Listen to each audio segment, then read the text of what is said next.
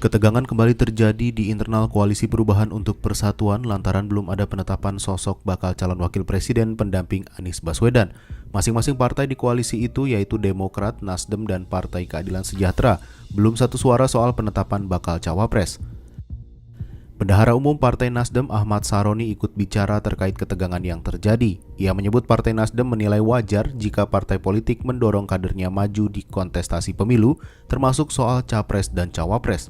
Namun dalam hal ini Saroni mengingatkan terkait bakal cawapres nantinya akan ditentukan sendiri oleh bakal capres Anies Baswedan. Saroni yang menilai situasi saat ini masih berjalan dinamis juga menyebut Partai Demokrat memaksakan Sang Ketua Umum Agus Harimurti Yudhoyono maju sebagai bakal calon wakil presiden mendampingi Anies Baswedan. Tak hanya itu, Partai Nasdem juga menghargai hak Partai Demokrat melakukan evaluasi jika Anies Baswedan belum mengumumkan bakal calon wakil presidennya pada Juni ini. Wajar lah, namanya partai besar juga pengen kader sendiri yang muncul sebagai cawapres Anies.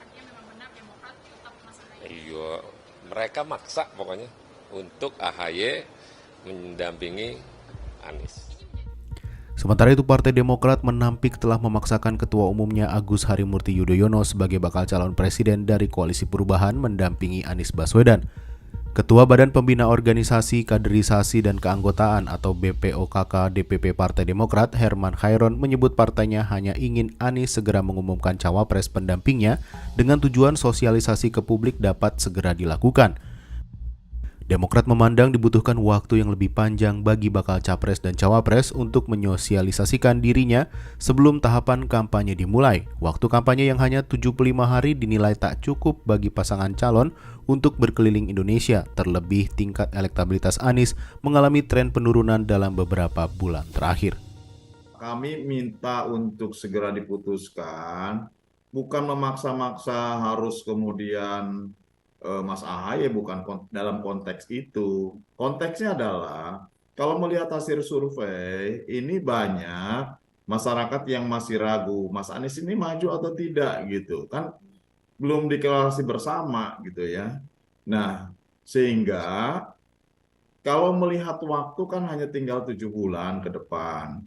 Dan kalau kemudian terlalu mepet nanti di akhir, itu kan hanya punya 75 hari untuk berkampanye. Sedangkan partai-partai lain kan, koalisi lain kan juga sudah ada yang mulai berkeliling kemana-mana dan saya kira akselerasinya lebih cepat.